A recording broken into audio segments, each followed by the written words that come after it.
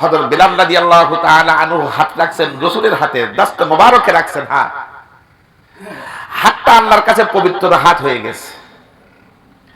মুখ দিয়ে রাসূল করিম সাল্লাল্লাহু আলাইহি ওয়াসাল্লামের দরবারে বসে কলেমা পড়ছে, মুখটাও আল্লাহর কাছে পবিত্র হয়ে গেছে। এখন বেলাল যে কথাটা বলে ওই কথাটা আল্লাহর কাছে কবুল হয়ে যায়। বেলাল যে পথ দিয়ে হাঁটে ওই পথের সমস্ত মাখলুক হাত্তাকে পাথরের কুচি পর্যন্ত হযরত বিলালের জন্য দোয়া করতে থাকে। হযরত বিলাল রাদিয়াল্লাহু তাআলা আনহু ইসলাম গ্রহণ করেছেন রাসূলের হাতে হাত দিয়ে। তো ইসলাম গ্রহণ করার পরে এবার তার যখন উমাইয়া ইবনে খলফের গোলাম ছিল হযরত বিলাল। উমাইয়া ইবনে খলফ ছিল তো কাফের, এক নম্বর কাতারের একজন কাফের। এই উমাইয়া ইবনে খলফ জানতে পারলো যে বেলাল ইসলাম গ্রহণ করেছে। ইসলাম গ্রহণ করেছে তো উমাইয়া ইবনে খলফ জানার পরে বেলালের কাছে যে বলছে, বেলাল ইসলাম ছাড়, ইসলাম ছেড়ে দে। হযরত বেলাল বলেন, না, আমি তো ইসলাম গ্রহণ করছি ছাড়ার জন্য নয়, ইসলাম গ্রহণ করেছি, ঈমান এনেছি, এই ঈমানকে বুকে ধারণ করে আমি কবরে যাব, তাই ঈমান এনেছি, ইসলাম গ্রহণ করেছি। অনেক করে বোঝাইছে উমাইয়া ইবনে খলফ হযরত বিলালকে। বিলাল বলে, না। সিরাতে ইবনে হিশাম প্রথম খণ্ড 134টা। যখন উমাইয়া ইবনে খলফের কথা যখন শুনলো না, তখন অন্য গোলামদেরকে বলল, এরে মরুভূমিতে নিয়ে যাও, এরে মরুভূমিতে নিয়ে যাও, মরুভূমিতে নিয়ে উত্তপ্ত বালুর উপরে তাকে শোয়াই দিবা, বুকের উপরে একটা বড় পাথর চাপা দিবা, ও যেন সরাইতে না পারে, 2 হাত বেঁধে রাখবা, ও যেন হাত দিয়ে পাথরটা সরাইতে না পারে। আচ্ছা, আপনাদের কাছে জিজ্ঞাসা করি, বলেন তো, ঈমান আনা, ইসলাম আনা, এটা কি কোনো দোষের বিষয়? কিন্তু আমাদের সমাজে এখন একটা দোষের বিষয় এসে গেছে। কেউ যদি কোরআনের আয়াতে জিহাদের কথা বলে, কয় না জিহাদ করা যাবে না, জিহাদ করা, আরে জিহাদ তো চলবে কিয়ামত পর্যন্ত। قال رسول الله صلى الله عليه وسلم والجهاد ماض الى يوم القيامه। রাসূল বলেন, যতদিন কিয়ামত না হবে ততদিন জিহাদ চলবে।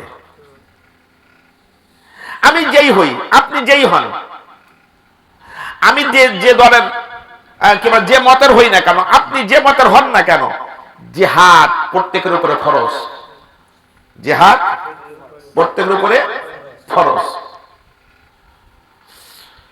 সময় অনুযায়ী ফরজ।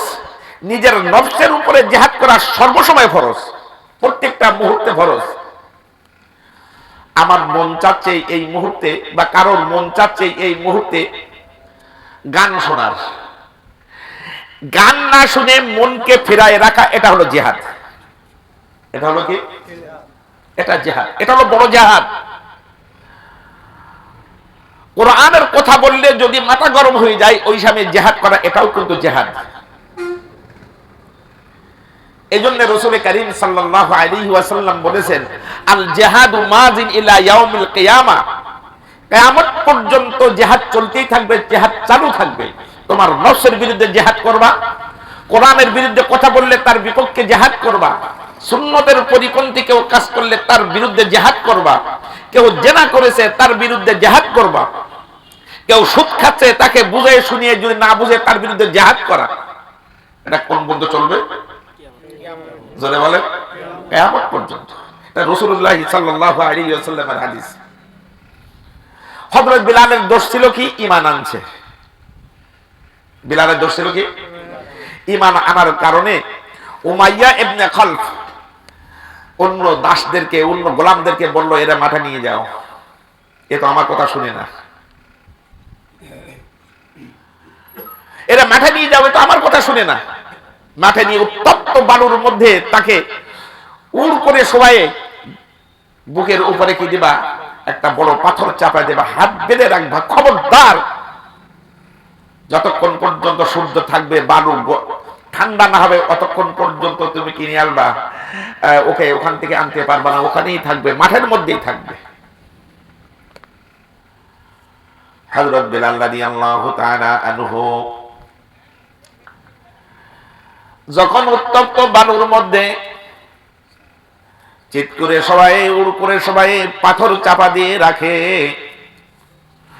মাঝে মাঝে গোলামরা জিজ্ঞাসা করে, ও বেলাল তুমি ছেড়ে দাও, যে হাত দিয়ে তুমি, যে হাতখানা তুমি মুহাম্মাদুর রাসূলুল্লাহর হাতের উপরে হাত রেখে ইসলাম গ্রহণ করেছো, ওই ইসলাম ছেড়ে দাও, ঈমান ছেড়ে দাও, লাত এবং উজ্জার কথাকে তুমি খোদা বলে মানো, তাহলে তোমার উপরে এই আযাব হবে না, তোমাকে আর কষ্ট দেওয়া যাবে না, তোমাকে কষ্ট দেওয়া হবে না। এদিকে খেয়াল করি, হযরত বিলাল রাদিয়াল্লাহু তাআলা আনহু বলেন, শুনে রাখো, আমি ঈমান গ্রহণ করেছি, ঈমানটা কবরে নিয়ে যাব বলে আমি আমার মুখ দিয়ে ঈমানকে নষ্ট করব না। আহাদুন আহাদুন, আল্লাহ এক, আল্লাহ এক। যতই তোমরা আমাকে কষ্ট দাও না কেন, যত তোমরা আমাকে আযাব দাও না কেন, আমি আমার সিনার থেকে আহাদুন আহাদুন, আল্লাহ এক, আল্লাহ এক, এটা আমি নষ্ট করব না। এটা হলো হযরত বিলালের ঈমান। কার ঈমান? জোরে বলেন। বেলালের ঈমানের সাথে যদি আমাদের ঈমানটা মিলে যায় আর আল্লাহর দরবারে যদি কবুল হয়ে যায়, আল্লাহর রাসূল বলেন, ক্বালা রাসূলুল্লাহ সাল্লাল্লাহু আলাইহি ওয়াসাল্লাম, মান মাতা ওয়া হুয়া ইয়াকুলু লা ইলাহা ইল্লাল্লাহ দাখালাল জান্নাহ। যে ব্যক্তি মৃত্যুর সময় যদি মুখ দিয়ে একবার কলেমা উচ্চারণ করতে পারে, লা ইলাহা ইল্লাল্লাহ, রাসূল বলেন ওর বলতে দেরি হবে, মুখ দিয়ে শব্দগুলো বাহির করতে দেরি হবে, আল্লাহ পাক ওকে জান্নাতে দিতে দেরি করবে না। এই হলো ঈমান। উমাইয়া ইবনে খালদ যখন দেখলো যে বিলাল তো ঈমান থেকে সরে না,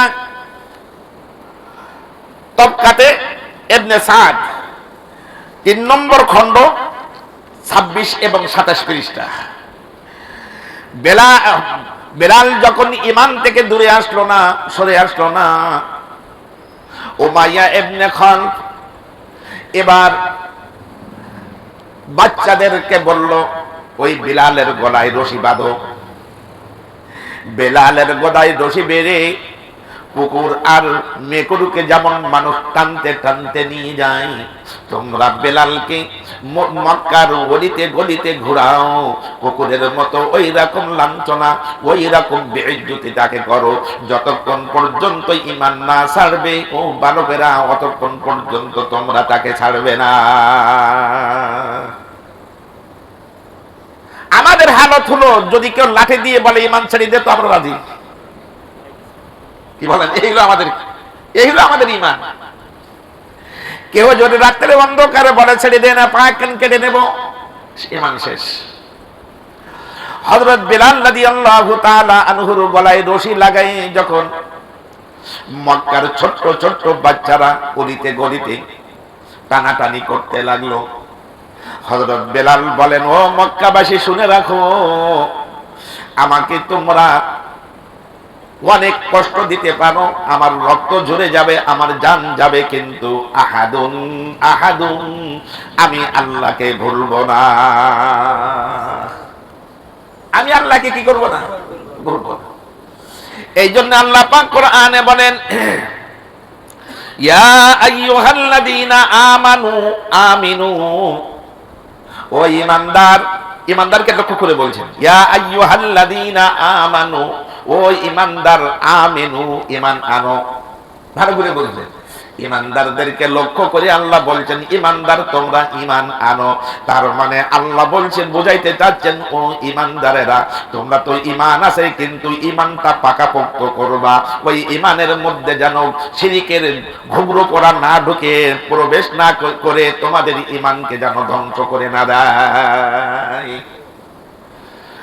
বিলাল যেমন ইমান এনেছে, তুমি ওই রকম ইমান আনবা।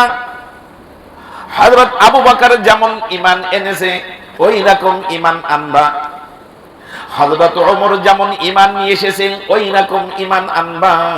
খবরদার খবরদার, ইমান এনেছো মনে করেছো আমার ইমানের মধ্যে আর কোনো ফতুরি নাই, কোনো ক্ষত নাই, খবরদার তুমি ইয়াদ রাখবা, স্মরণ রাখবা, হঠাৎ শয়তান এসে তোমার মনের মধ্যে প্রবেশ করে ইমানটা কখন যে ছো মেরে নিয়ে যাবে তুমি বুঝবা না, তুমি চিন্তাও করতে পারবা না।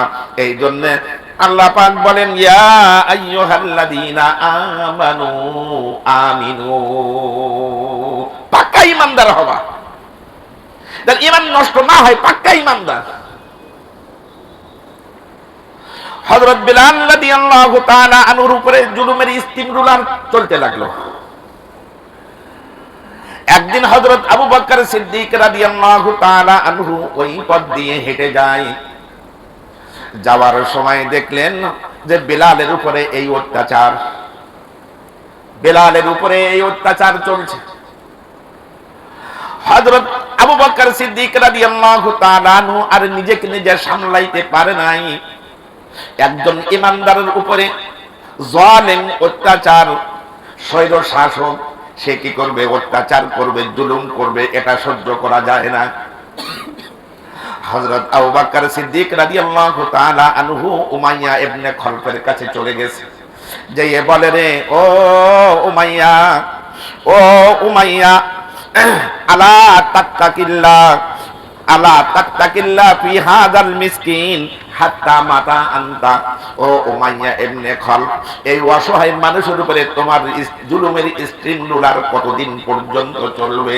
তুমি কি আল্লাহকে ভয় করো না? তুমি কি আল্লাহকে ভয় করো না? কেন তুমি তার উপরে জুলুমের স্ট্রিম রুলার চালাও? আরে এই কারণে তো বিগত সময় দেখেছি, যারা ইমানের কথা বলেছে, যারা কোরআনের কথা বলেছে, যারা সুন্নতের কথা বলেছে, যারা জিহাদের কথা বলেছে, কারোর ক্ষমতা তো কেড়ে নিতে চায় নাই। দেখা গেছে এত কোরআনের কথা বলার কারণে সকলকেই ধরে তো জায়গায় রেখে দিয়েছে। কথা বুঝে আসলে জায়গায় কেন কোরআনের কথা বলবে, কেন জিহাদের কথা বলবে? হযরত আবু বকর বললেন, ও উমাইয়া ইবনে খলফ, আমি তোমার কাছে একটা প্রস্তাব দেই। কই কি?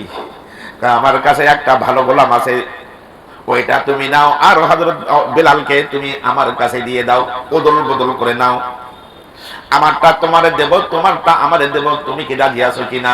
আমার কাছে যে গোলাম আছে এ হলো তোমাদের ধর্মের, তোমাদের মতবাদের মানুষ, তোমাদের মতের মানুষ, আর বেলাল হলো তোমাদের মতের মানুষ না, ও হলো আমাদের মতের মানুষ।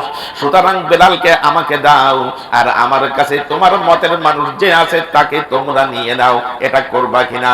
উমাইয়া ইবনে খলফ তো চিন্তা করলো যে এটা তো একটা বড় সুযোগ, যা হোক আজাদ করলে পরে হয়তো আজাদ করা লাগতো, এখন দেখছি আমার কাছে একটা সম্পদ আসছে।